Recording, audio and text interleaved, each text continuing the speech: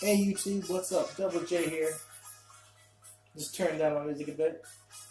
Um, Copyright free music in the background. There we go. So this is something I've been trying to do for quite a long time. My friend Bracket Aardvark, aka Joe Cloutier, um, he's pretty dang good at card games, and he got me into a few. And on his channel, he recently started doing card game related activities, and I'm planning on doing the exact same thing because I've been planning to do it for a long time. Since I've been playing card games for a very long time. So, before we start, I'm going to just explain a bit my history with card games. Started out with Yu-Gi-Oh! Basically, just got it as a gift from my sister's ex-boyfriend. Thank you, best ex ever. Even though he's not mine. Anyways, he gave me all of his Yu-Gi-Oh! Cards, which was almost 9,000 of them. Sorry, 900 of them, not 9,000, my bad. But I'm pretty dang excited because ever since then I've been building up a collection, and it's sort of in the background. I don't think you guys can see it, but I have been collecting a lot, and it's pretty big collection. Anyway, sorry. Okay, cool. Got the next one playing. And it's actually been the card game I've played the most. Later on, I got into Magic the Gathering. I will be showing off a bit of that stuff in a later video. Today's is not Yu-Gi-Oh! Or is not Magic related. Eventually got into some... What was it called? Well, eventually I got into Pokemon, but something came before that. What came before it? Shoot, I don't remember the name. Oh, Magi Nation.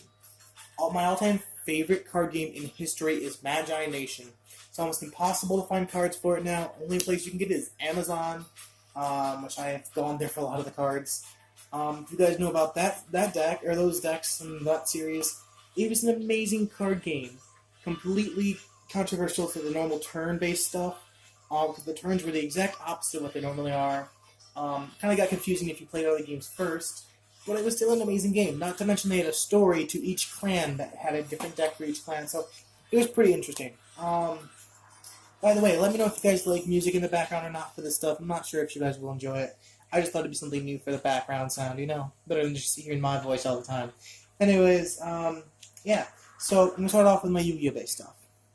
I'll get into the later card games in a second, but this is a specific type of Yu-Gi-Oh! Cards. If any of you know, there's something called Yu-Gi-Oh! Zexal, one of probably the least favorite out of some fans. Yu-Gi-Oh! Zexal wasn't very popular when it first came out, that I know of. None of my friends really watched it or liked it. But I enjoyed one part of it. The numbers. And huge trigger warning, if you don't like seeing really bad damage cards, don't look here because, as you can see, number 6 Chronomaly Atlantis has been through some crap, just like Atlantis has. Anyways, that was not supposed to happen, by the way. It just kind of happened as I used him. But as a lot of these cards I have a lot of multiples of, so as time went by, I kind of just destroyed some of them because I had multiples. Nowadays, I don't have many multiples because I traded a lot of my numbers because I was a number hunter, which if you guys know about the Yu-Gi-Oh! Zexal series, number hunters would basically go down, defeat people's numbers, and then they would take their monsters, basically. They would try and collect them all, for reasons, but I had a few friends who were number hunters as well. But yeah, so pretty excited to show these guys off because this is my current collection. I have multiples of a few of these, but not many. I think I had 8 multiples. So, but I am missing a lot of numbers. I know I had a lot more at one point, but like I said, I traded them with my friends. So I got number 6, number Chaos 6, or C6, as some people call them. I call them Chaos. Number 10, 11, 12, 18, 19. Go away, advertisement. That was not copyright free. 18, 19, 20, 23, I think. Yeah, 23, 24, 25, 32. Let's see. Skipped a page because I forgot to put numbers in here instead of here. Number 37, number 39. This is the most common, basically. C39, C39 Utopia AV. Number 40, number Chaos 40, number 42, number 43, number Chaos 43, number 47, number 48. My all-time favorite number, number 49. Do not ask why I like this card. A lot of people said it was really not as good as it was. I believe it could actually be really good in some decks. It reminded me a lot of Wind-Up Zenmaines, which if you guys know what that card is, it's pretty much the same as that one, but that one's a little better. Number 50, number 51, 55, 56, which is honestly my least favorite number because it's so useless. This one's pretty bad too, but I'll get to that in a second. Number 58, which is one of the most recent numbers, I think, because it came out in a pack that this set came out on. This Pendulum set came out on. It actually came out in that pack. And I went to the premiere of that pack. And I actually got this from the tournament, and I actually got second or third. I got second place in the tournament and got this as a prize, but then I got another one in a raffle that they did for whatever the prizes were. So there were extra mats left over. I could have actually had two of them. I gave the other one to my friend Timothy. No, actually I didn't. I gave it to my other friend Josh, I think it was. Sorry, I forgot. Timothy was the one who actually went to the tournament with me. I think Josh was the one I saw right after the tournament and gave him the mat. Yeah, because I think Timothy got one as well. But he got it from the raffle, I think. Anyways, number 61, which is one of my favorite looking numbers, but he's not my favorite to use. Number 63. Absolutely hated this one and this one. These two were basically useless in my opinion. Maybe you can make them work. Anything works in Yu-Gi-Oh, but you have to find a way to work them in. Number 65, pretty badly damaged with the actual picture coming off. We got another blank page. This page right here this one doesn't have a thing together. So I filled it with two of my favorite cards for number decks. And I'm going to be showing off a lot of my Yu-Gi-Oh decks later on. But right now I'm just going to show you these because these are my numbers. Number wall. If you guys know what numbers were in the show, then you'll know that there was a number rule. Only monster that can defeat a number in battle is another number. That was the rule. However, in the card game, it didn't exist. So they made a card that created that rule in the game. And I like using it because all the XYZ monsters I used were basically numbers. And it basically made them indestructible except for by another number, unless they could destroy this card, which was not easy. And Gravity Bind. If you guys know that numbers are not considered level, like they don't have a level, like this one is a rank 4, even though it's on the later page. This is a rank 4, not a level 4. These stars right here are not level, they're considered rank. I went to a tournament, actually it was the Pendulum Monster Tournament, and I won because of Gravity Bind. Gravity Bind makes it so that your opponent, or no one can attack, no monsters on the field, yours or your opponent's, can attack if they're level 4 or higher. So since numbers don't have levels, they have ranks, it's acceptable to use them in attack. Which was overpowered because my opponent could do nothing to stop me except for destroy Gravity Bind. The judges were actually pretty impressed by that combo. Anyways, we've got C65 or Chaos 65, number 66, which is a really cool looking one in my opinion. Number 69, Chaos 69, which I got. That was the first number I actually got, and I got it in a pack. I didn't even got Utopia at the time. Number 39, number 77, number 79. 80, Chaos 80, 81, I think. Yeah, 81, 84, 85, which is honestly a really good one to use in a deck that, like, I've used it a couple times. I don't summon it unless I'm really in a really bad situation, because all its effects are a huge risk. You have to roll a die, and that's what decides what happens. Number 60, or 80, 86, my bad. I like this song in the background. 88.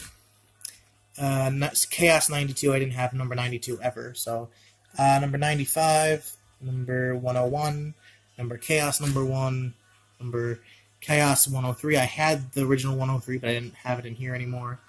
Number 106, which is actually a good card to use. Big hand or Giant Hand is pretty fun. And number Chaos 107, I think. Yeah, 107. And I think that's all my numbers. Yes, it is. Like I said, I've had a lot more than just this, but these are the only ones I have now. So, yeah. But here, first of all, this mat right here is the one goes with my deck. This right here is the cards that my deck is normally composed of. This is a Madoka Magica Weiss Scwarz mat. If you guys know what Weiss Scwarz is, it's a card game that I actually recently got. Well, not recently. It was a couple years ago. 2 or 3 years ago, maybe, max. And I didn't know what deck to get. I hadn't seen most of the anime at the time that were in the as decks. And Weiss Scwarz is actually, it uses real anime as like deck themes. So each deck is a different anime. This right here is my pride and joy. Well, not this. This is my pride and joy. This is the deck I went with, and I've only ever gotten Madoka Magica packs.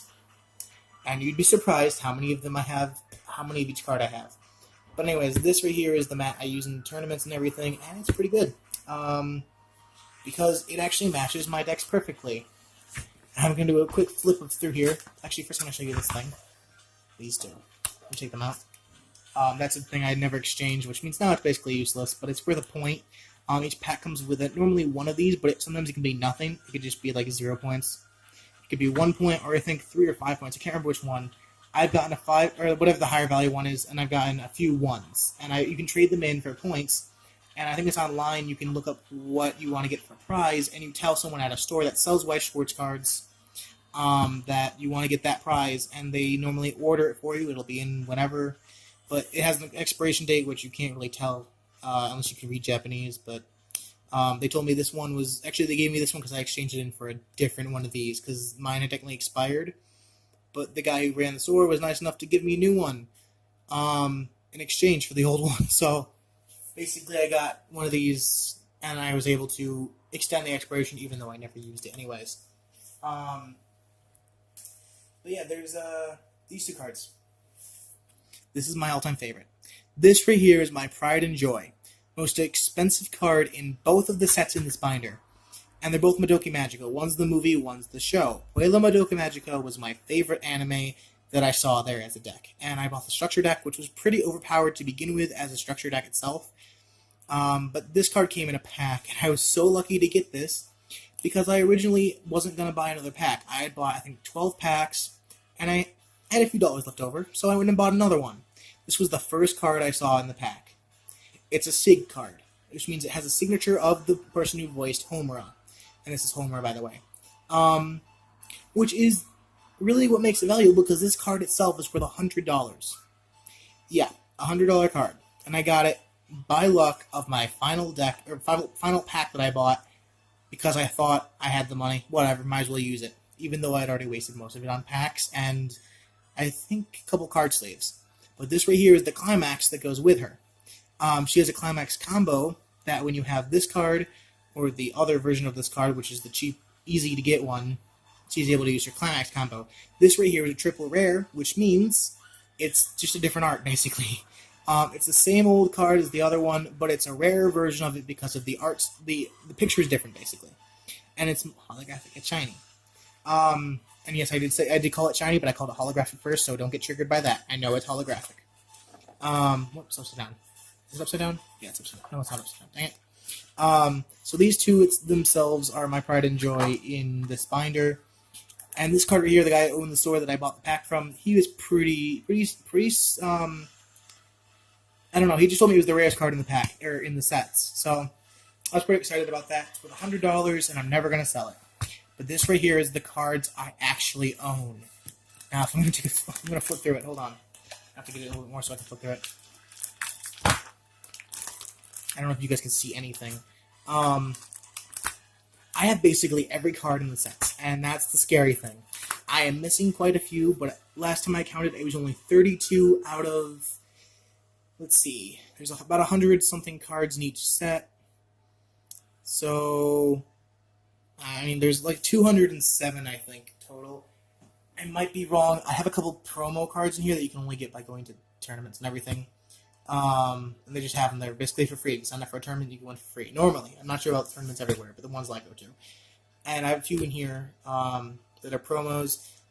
But most of this is just cards I got in packs. The first half of this binder is the actual like show, like the cards that are from the set that came from the show itself.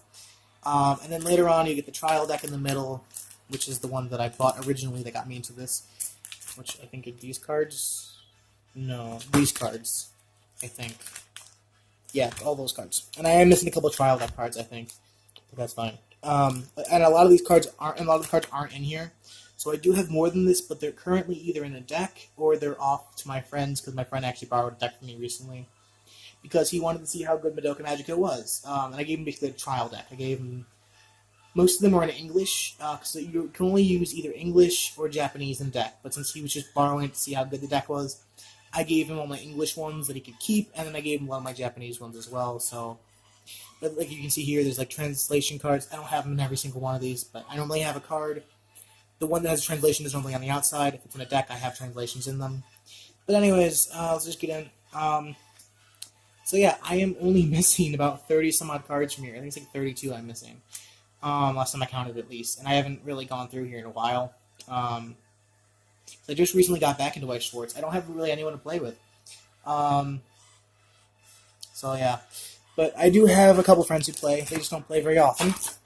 But as you can see, I have a lot of the Mommy cards. This is Mommy Tomoe. This is the witch that I hate, even though it turns into Nagisa later on. By the way, it's huge spoilers. Probably should have mentioned that. But yeah, my favorite deck in here that I use for this is a yellow-green deck, which these are yellow, and it starts out with like the yellow cards normally. So they're numbered. It normally goes yellow, green, red, blue, like in order of the set. So they're labeled by set like ID basically. So this is a 1, 2, 3, 4, 5, 6, 7, 8, 9, 10, 11, 12, through 18, and then so on. And that's by the set, so they're normally numbered by the set. Which is why the first half is from the show, the other half is from the movie. But yeah, I'm pretty excited. Go away, advertisements. Anyway, so I'm pretty excited about this. Because I'm actually planning on completing the entire binder at some point. A lot of the cards I'm missing are actually just commons. I have a lot of the double rares and triple rares. Or no, I don't. I have 2 triple rares. I have an SR. I have a lot of Rs. I have double rares. I have a lot of the cards that are like the rare ones. I'm mostly actually missing commons and uncommons, which is kind of sad. I'm gonna actually kneel down now. I'm gonna get out of my train. So yeah, this right here is my whole collection of Weiss Scwarz. Like I said, I've only ever bought Madoka Magica. And that's why I love it, because I've worked on this set for so long. I've made multiple decks for it. By multiple, I mean like 12 different variations. I've made them with Mommy Tomoe only. I've made them with Mommy and Homura, because nowadays I always use my Homura stake over here. Because she's my pride and joy, and I like showing her off. Yeah, that's right, I show off in tournaments. But I also tend to use a lot of Mommy and Nagisa, or aka the Witch. Which won't come into the later ones, set from the movie. But I have a lot of Madoka and Homura decks. A lot of them include Mommy, though, because Mommy's basically like a heavy hitter. I normally use her as like she deals extra damage or whatever, because she has an extra notification on my phone. Sorry, guys. She normally has abilities where it like adds 1 soul to her, or she's able to heal actually at times your damage. Either way, I like using her index because she's kind of a powerhouse at times. But one of my favorite strategies, by the way, this card right here, it's called Soul Gem. No, Grief Seed, my bad, not Soul Gem. Soul Gem's the other thing. These are the Grief Seeds that purify the Soul Gems. Grief Seeds, overpowered. Yeah, so basically it's a counter, which means I can activate it when my opponent attacks. But it's choose one of your characters, and that character gains plus X power, or X the number of magic characters you have. So if I have a max of 5 characters on the field, if I have 5 characters on the field, I can increase any character on my field by 5,000 power. So my opponent's basically attacking a character, the same monster as Yu-Gi-Oh! And Magic. Actually, it's more Yu-Gi-Oh! But anyways, they can attack one of my characters, and I can buff them up while they're attacking. So now they have to attack, and they're destroying their own character, basically. But that's what I like about that card. And I have... Where is the set? This card right here is pretty good. Purgasnot, or whatever it's called?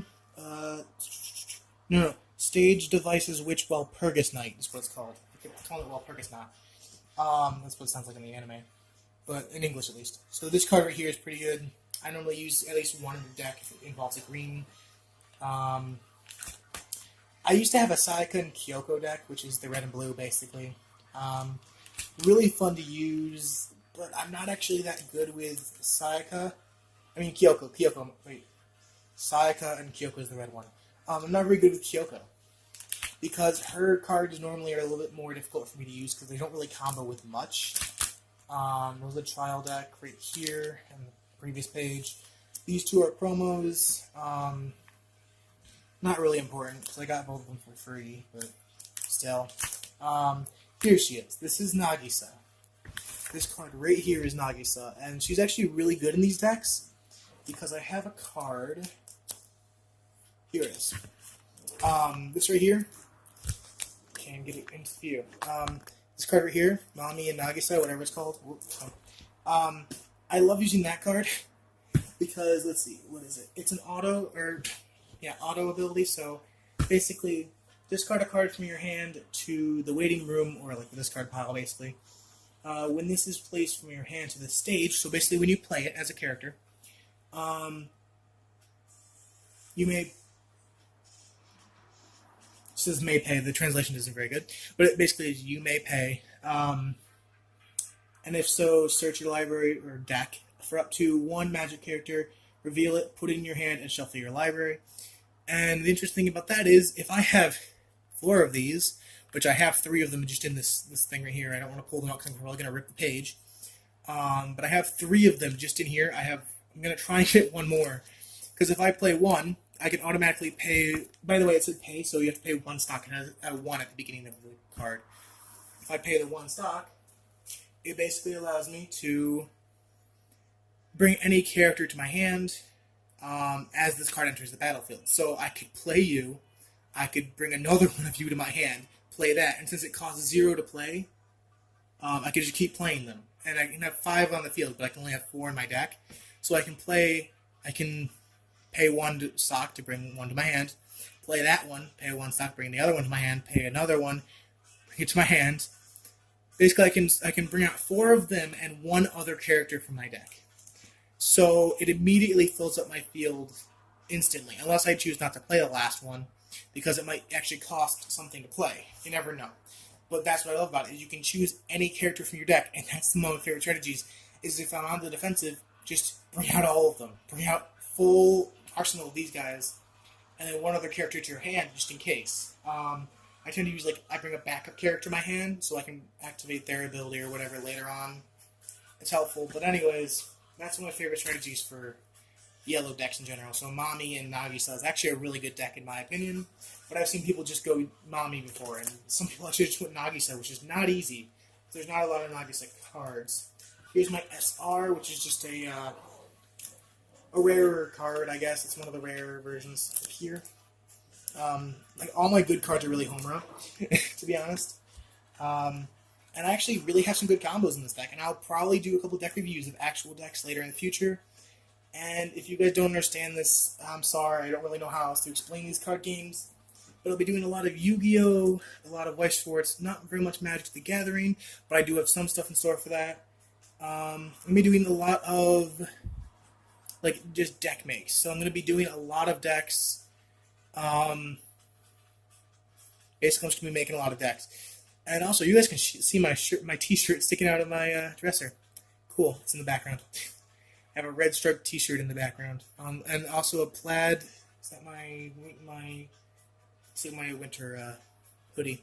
Anyways, so I hope you guys like this video. It might not mean much to a lot of you people who don't really play card games as much, but I'm hoping that at least someone can, if no one else understands, comment what you don't understand. I can try and specify in the comments. If anyone else wants to elaborate, if anyone sees this and there's a question in the comments that I didn't answer on, let me know, or they might be able to answer. I don't know. We'll figure it out. But like I said, this is just something I'm going to be doing for a while because I love card games. I always have. I might be doing some Magica based stuff. I don't really have a lot of decks for it, but I'm going to be showing off my called deck, or the fired, magma type people. You'll see that. But yeah, that's the end of this video. Like I said, I'm going to be doing a lot of stuff.